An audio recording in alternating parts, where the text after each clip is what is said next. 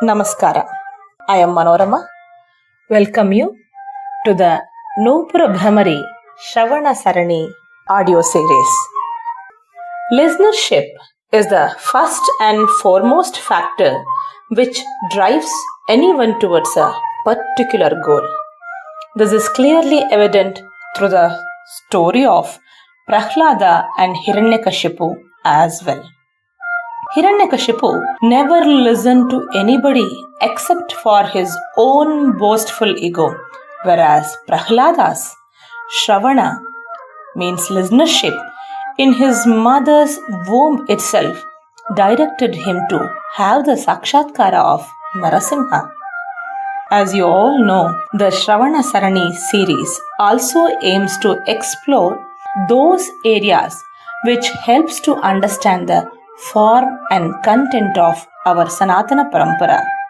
Thus, we are bringing to you a discussion on a Puranic element which is the basis for any art form. This session deals with the ideas on the exploration of the Narasimha theme in dance, Narasimhavalokana. Dashavatara, a subject of great variety given by our Sanatana Parampara, is very frequently used in the performing arts. Rupa halavu tattva vande. Since ages, many have written, sung, danced and detailed the avatars of Vishnu, which is like the Sagara, giving ample scope to artists of various schools of thought. The Dashavataras are clearly dividable as Amshavataras and Purnavataras.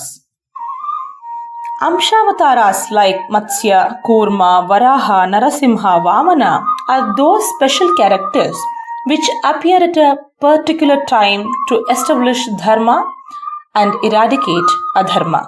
These characters are brilliant and vibrant in their appearance and give the feel of Adbhuta Rasa towards the deity. Whereas the Purnavataras like Rama and Krishna spend their whole life in different planes of emotions and playing the role of a human being and as Adarsha Purushas to life. Hence, the scope of the story and emotions are greater, which enhance the artistry in different ways as compared to the Amshavataras. Amshavataras are more near to the heart in the plane of Adhidaiva, whereas the magnanimity of Purnavataras extends not only to Adhidaiva but to Adhibhuta and Adhyatma as well. Thus, Ramayana and Mahabharata are not only the Adikavyas or Mahakavyas but are a guide to one's whole life. This episode features Srimati Madhulika Srivastava from Bengaluru. Madhulika is a young practitioner and thoughtful, keen researcher and writer in dance. She is an assistant professor in the Performing Arts Department at Jain University. Her interest lies in various cultural entities like literature, music, dance and Adhyatma as well. She is active participant in the Nupura Bhramari activities too. It is very important to know how an Avaruka is to be done, which is backed by one's own experience in the journey of art, Narasimhavalokana. So what kind of groundwork is to be done before presenting a character? How to see a character? What kind of treatment in thinking is needed for portrayal such character in dance? All these are addressed with a representative example of vibrant Narasimha. Now, let's welcome Srimati Madhulika Srivastava for this series and we thank her for her participation. And we would also like to thank the scholars, practitioners and listeners who are part of this. Over to Madhulika.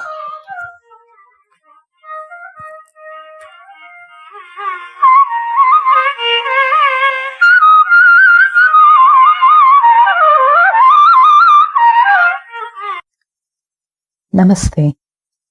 I begin this session with salutations to my gurus, the Bhanumati, Srimati Sheila Chandrasekhar and Dr. Shobha Shashikumar. My experiences with them in the learning, performing and studying of dance has helped me with this Narasimha Avalokana, where I will be looking into how the performing arts, especially the field of dance, has explored the theme of Narasimha. Although the topic of Narasimha is not unknown to us as dancers, a keen inquiry into the subject through theories and one's own experiences and observations can be greatly beneficial for a comprehensive understanding of this legend.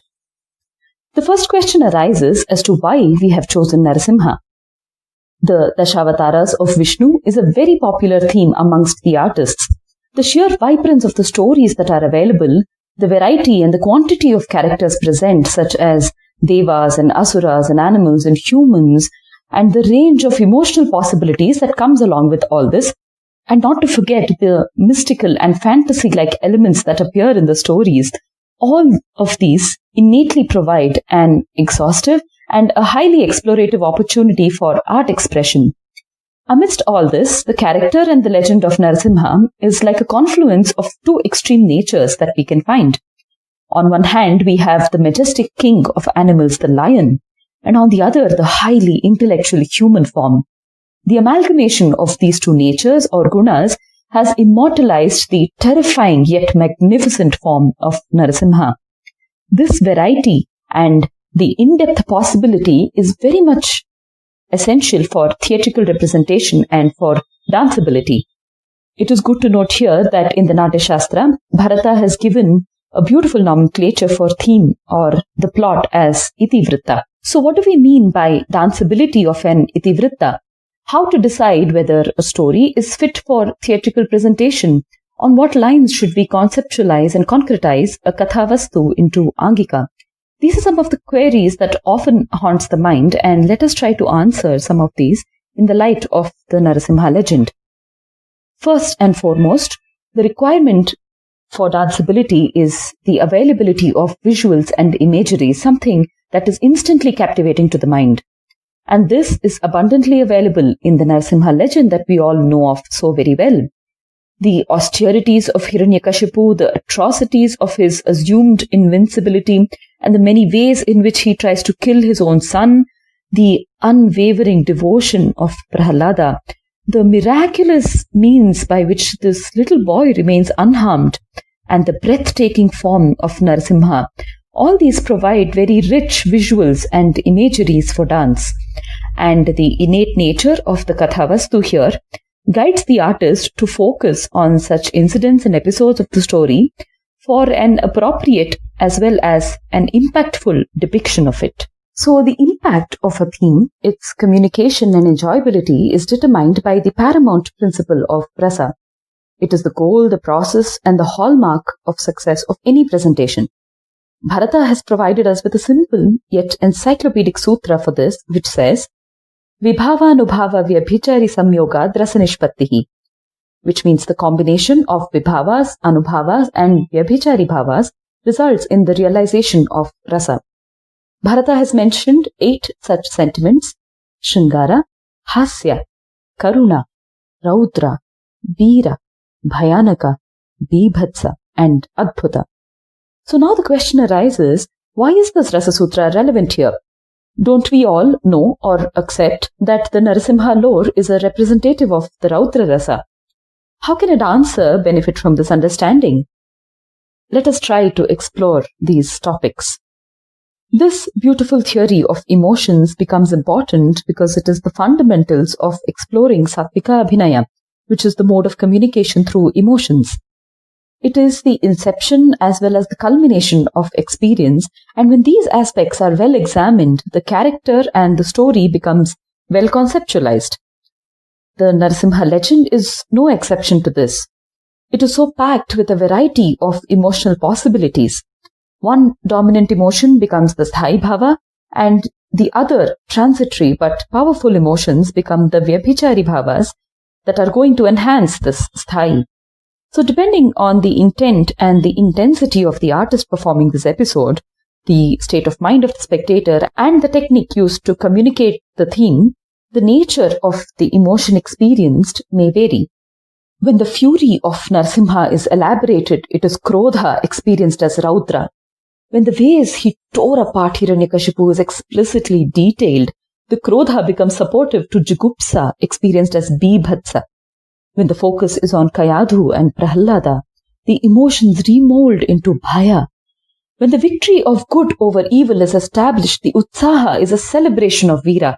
And when the Avatara is seen as a play of the divine, it is Adbhuta. Every performance of this Katha can be experienced and enjoyed in so many ways. The individual episodes also of this narrative contain a variety of emotions that play the role of Vibhavas and Vyabhichari Bhavas to the storyline. That is, they become the stimulants and the short-lived but very influential emotions. We have the Vatsalya or parental affection culminating in Karuna, which is compassion and empathy, that is dominated in the scenes involving Kayadu. One can also observe alternating shades of Bhaya and Vismaya in the miraculous ways in which Prahlada remains unharmed by weapons, fire, poisonous serpents, mighty elements, turbulent ocean and whatnot. The sincere and unwavering devotion of the child is recognized as bhakti. This one Narasimha story provides the artist with a variety of possibilities to explore. The words of Dr. V. Raghavan come to mind that a sthayin may become a vyabhicharin and a vyabhicharin may become a sthayin establishes the propriety to such deductions. And so, in spite of the many possible rasas we have discussed so far for this Narasimha theme, it is very important that the sthayi is aptly identified and the other emotions are treated as supplementary and complementary to the dominant emotion. There is another element of propriety or auchitya to be remembered for the story. It is the concept of time. Rasa essentially is an element of timelessness. And sentiments such as Raudra, Bhayanaka, Bibhatsa and Veera are bound by time. It is only for a short period that these can be sustained and enjoyed, isn't it? If they are prolonged and stretched unnecessarily, they cause exhaustion and are not enjoyable anymore. So in order for this theme to be impactful and give the feel of timelessness, the presentation must be crisp, dynamic and intense. With this key understanding of the content, which is the understanding of Sattvika Abhinaya itself through the Rasa Sutra, the dancer can begin to concretize the Kathavastu into the form and technical aspects of dance. We must remember that although we have intellectually explored all the possibilities of rasa, we cannot forget that they present themselves in the subtlest of ways in the artist. All those magical moments of fresh experiences, of spontaneous emotions, of creativity, and an inspired outburst of sattva, these are to be discovered by every individual and with every experience. So now comes the question of what are these form-specific requirements of danceability for the Narasimha legend, and how can a dancer arrive at the Angika for this theme? Firstly, we have the element of vritti, which refers to the universal or the overall style of presentation. It is about how the itivritta is put into a broad framework of art conceptualization. Identification of this will then lead us to the Chaturvida Abhinaya, or the four folds of communication, which is the actualization of the concept of the vritti. This, in turn, leads us to identifying the nuances of handling the technique through the concept of dharmi. Coming back to vrittis, Bharata has envisioned four vrittis as Bharati, the eloquent and verbal style, the Satvati, which comprises of the grandeur of intense emotions, the Kaishiki, which is graceful and a charming style, and the Arabhati, which is robust and energetic style. So quite naturally, we can identify that this Narasimha Itivritta is to be conceptualized in the lines of Arabhati Vritti with a strong backing of Satvati. And so the focus must be on powerful, action-packed sequences and a throw of energy. The two main characters of Hiranyakashipu and Narasimha provide abundant scope for this. And with the emotions of Krodha, Bhaya and Jugupsa all becoming the foundation on which the Arbhata is to be explored. Now, the workability of this vritti is dependent on the construct of the Chaturvida Abhinaya, the fourfold communication ways. We have the Angika, which is communication through body language. There is Vachika, which are the verbal elements. There is Aharya, the external embellishments, and Sattvika Abhinaya, the emotions. We have already discussed Sattvika Abhinaya through the exposition of the Rasa theory. Beyond this, it is every artist's personal experience and their intensity of carrying the emotions and characters and story that must be reflected upon to understand the true nature of Sattvika Abhinaya. So now coming to Aharya Abhinaya, most often in the case of classical dances, the artist dons a neutral costume and presents multiple roles, and thereby there is very limited or almost negligible usage of character-specific Aharya. However, when we observe theatrical art traditions such as the Prahlada Charitam or the Prahlada Vijayam presented as a part of the Melattur Bhagavata Mela or Yakshagana, they have extensive usage of Aharya for various characters. It ranges from simple weapons such as the sword or the mace to tables and ramps and pillars, and most importantly, an elaborately designed mask for Narasimha. In the case of dance, however, all such visually appealing aspects of the story, such as the fiery eyes of Narasimha, the golden heap of mane, the crescent moon-like teeth, and the sharp claws, and many such sights have to be conveyed primarily through the other three abhinayas. So this brings us to the next segment, that of Vachika Abhinaya or verbal communication. It is the experience of every dancer that not a muscle of the Angika can move without an inherent sense of musicality. There are many elements to this Vachika. We will, however, look at some simple ways and effective ways in which it can be communicated through this Narasimha legend. So firstly, we have the element of dialogue, which is also rarely used by dancers. It is such an integral part of theatre, and surely it can be powerfully adopted for our theme as well.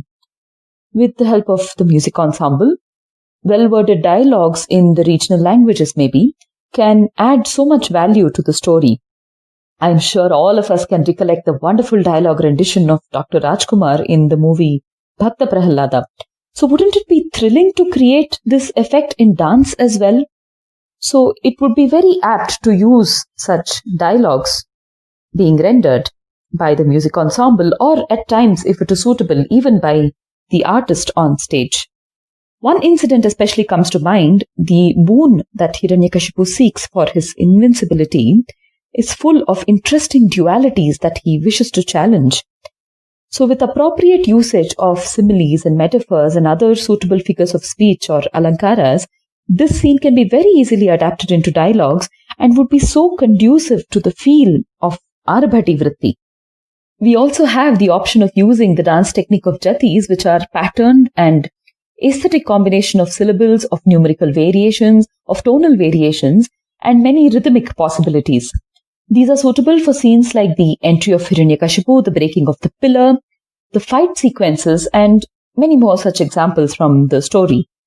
Many a times, the dancer need not even be dancing to the jatis. They can simply be rendered as an overlap of solkatus for the scene that is taking place. So alongside all this, we have, of course, the important element of sahitya or lyric. Now, in case of the Narasimha concept, we may not need the sahitya to be highly suggestive, as the emotions themselves are straightforward and explicit in a sense. A simple lyric that complies by the basic principles of poetics and expresses the story in a direct way would be quite apt. Here also we have the option of using Narasimha Gayatri, mantras, Narasimha Kavachams, Ashtakams, and such other aspects that can be chanted or recited or sung, or even played on the accompanying musical instruments that can give a very meditative feel to the avatara. A few lines of Devaranama can also accompany the character of Prahlada. Such explorations in the area of Sahitya can add good backing to the story that we are trying to communicate through Vachika Abhinaya. Now, coming to the musical instruments themselves, it is naturally the percussive instruments, the avanartha and ghanavadyas, that are most suitable here. We also have the rhythm pad that is available for us today, where many sounds can be created, like the roar of a lion, the smashing open of the pillar, the sounds of nature, and so on. Employing all such aspects of Vachika Abhinaya, the artist will be able to enhance the presentation by a great deal. We must not, however, forget that all these exploits of the technique is only for the purpose of subserving the Sattvika. And when there is this exuberance of Sattva, every other element can simply dissolve itself into it. Sattvika, Aharya and Vachika Abhinayas being discussed, we now come to the important requirement of a dancer, the Angika Abhinaya. In a way, this Angika Abhinaya is as personal to a dancer as Sattvika. It is in this personal space that he or she decides how they want to visualize the character and the feel of the emotions in their own body. Their comfort with the technique, the natural tendency of the Angika, the choice of what they would like to highlight in the story, and their style of using every limb, all these become very individualistic and unique to the artist. Having said this, there are certain general guidelines or principles that can help us understand what is the nature of Angika Abhinaya, some conceptual and universal aspects that can become relatable to any dancer. And this vision of Angika is also given to us by Bharata in the Natya Shastra. The Angika Abhinaya section of the Natya Shastra is so comprehensive and exhaustive of all the ways in which every limb of the body can be trained and can be accommodated to suit any kind of character, to suit any kind of emotion that one wants to present. This is the beauty of the Angika Abhinaya envisioned by Bharata.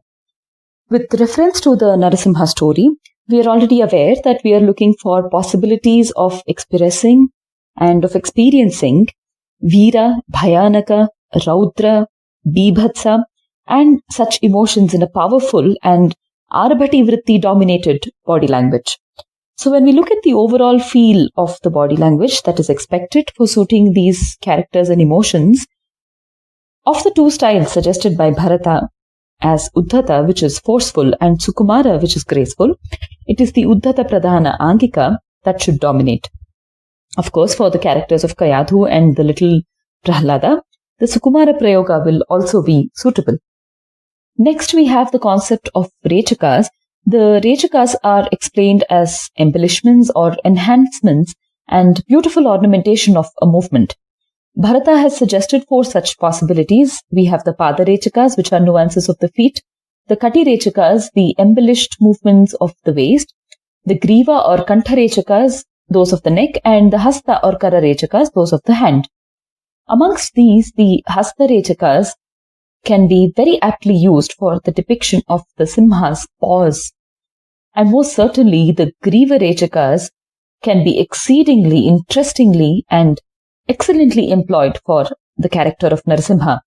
As we are all aware, the movement of a lion's neck is very, very captivating when it is preparing for an attack, when it actually does attack the prey, and especially when it is devouring its prey. All the natural and the realistic movements of the lion's head and its glorious mane can be suggested through these Griva Rechakas. We then have the concept of the sthanas or the sthanakas, which are the various postures and stances of the body. The Purusha sthanakas or the masculine sthanakas of Vaishnava, Vaishakha and Mandala are very suitable to the 2 main characters of this story. We can then look at some examples for Vrittahastas and Charis. Now, although these are very specific techniques discussed by Bharata and have a set number, like there are 6 sthanakas for Purusha, 3 for Stri, there are 30 Vrittahastas and 32 Charis and 108 Karanas, there are a set number and definitions that are available in the treatise. We must remember that they are possibilities of the entire body itself, irrespective of the style of dancing.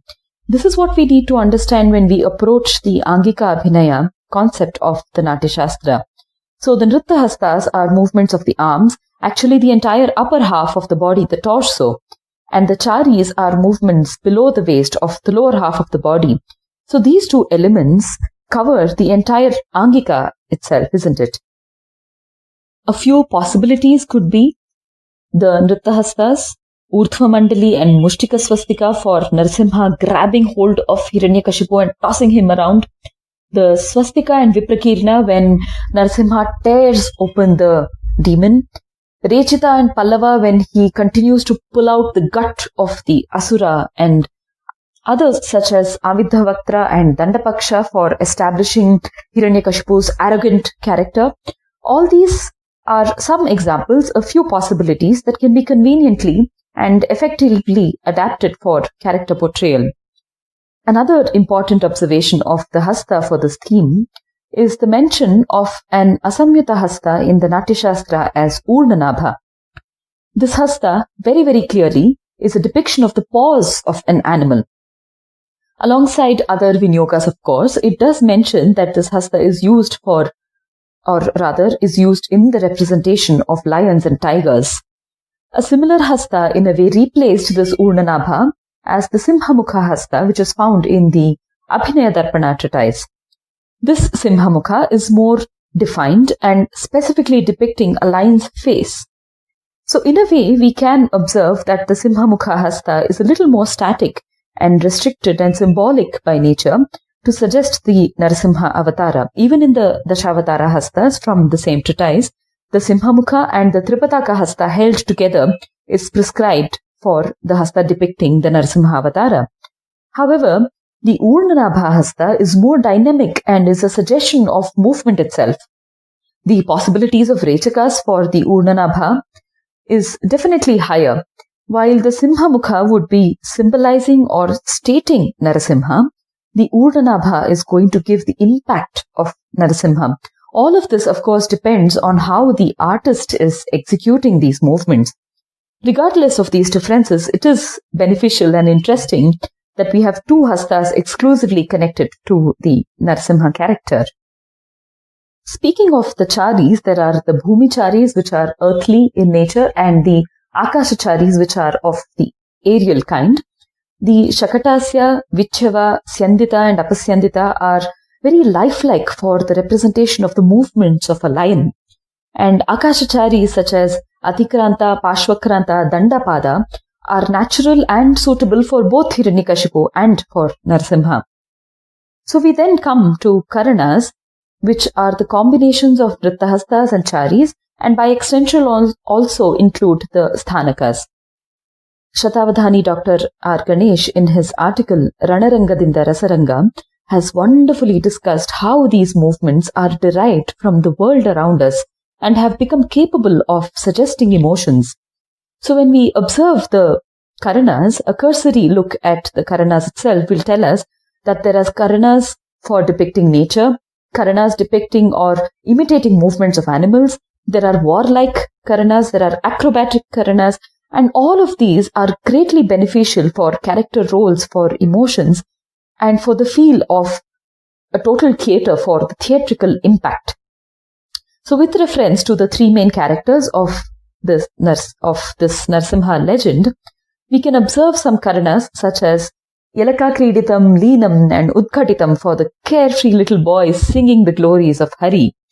For Hiranyakashipu, we can have Karanas such as Mandala Swastikam, Vartitam and Unmattam. And of course, the most commonly used posture when Hiranyakashipu is thrown across the lap of Narasimha is the Chakramandalam Karana. Now, this Karana, or what we know this as the Chakrasana in the yogic posture, is actually the Chakramandala Karana when beautifully and aesthetically executed. And for the role of Narasimha, Karanas such as Nikuttam, Pashwakrantam, Atikrantam would be very suitable. And most certainly the two Karanas unique to a lion, the Simha Vikriditam and the Simha Karshitam. As the name itself suggests, these two Karanas are enough to give a visual of the entire hunting scene of a lion. It has to be acknowledged here that it is thanks to the lifelong research of Dr. Padma Subramanian that we have this body language of the Natya Shastra for us to explore. The visual impact and the instantaneous impact of the characters and emotions that can be created with the usage of this technique is truly, truly noteworthy. So So all these movements can take two shades of presentation, the realistic known as Lokadharmi and the stylistic known as Natyadharmi. The characters and incidents of this theme definitely require a realistic depiction in order for the emotions to be conveyed. But it is not a question of either or amongst the two dharmis, but of how well they can be combined to give the impact. For example, the usage of Simha Vikriditam or Simha Karshitam Karanas and the Urnanabhasta are all actually elements and examples of Natyadharmi. However, because they are so closely representative of the behavior of a lion, it gives a very realistic picture and also allows the spectator to enjoy it as if it is happening so naturally, like how it might happen in the world around us. So it is through this lens of Lokadharmi, through the sense of Lokadharmi, that we are enjoying the technique of Natyadharmi. Another very interesting aspect of the story and its danceability is that if we keenly observe, we will know that there is not much difference in the Angika of the two main characters. Be it with respect to Sthanakas or Nrittastas, Charis or the Karanas, many of the examples discussed can be interchangeably used for Hiranyakashipu and for Narasimha. There is not much difference in the actual Angika, or the science of the Angika is not very different for these two characters. What is going to bring about the difference is only the Sattvika Abhinaya.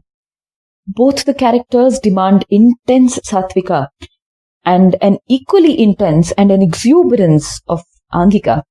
This difference can only be suggestively brought about with the intensity of emotions that are being rendered and that is being filled into this theme. It is amusing that on one hand we have an all-human figure who has all the animalistic tendencies in his nature, in his guna itself, and on the other hand we have the half-lion, half-human figure who has supreme intellect of a suprahuman nature. It is a wonderful paradox, a virodhabhasa to be enjoyed over and over again in the Narasimha legend. In this whole process of understanding what makes a theme danceable, of visuals and imageries, of the Rasasutra and all other technical aspects of Vritti, Dharmi, Abhinaya and so on, what we have done is try to explore the heart of a character and the essence of a story with respect to its visualization and its execution. All such explorations are essential for an artist for diving deeper and deeper into one's own art experience. The beauty of the theories of Bharata and of Indian aesthetics is that one can journey from conceptualization to presentation, or journey back from presentation to theorization, and either way, there is only the universality of experience. I am extremely grateful to Nupura Bhramari and Dr. Manorama for this wonderful Shravana Sarani, and I am very honored to be a part of it. My salutations to all my gurus who have inspired and guided me throughout my explorations in dance. A special thank you to Dr. Shobha Shashikumar for her valuable feedback and guidance on this topic. My best wishes to Nupura Bhramari for this audio series. Namaste.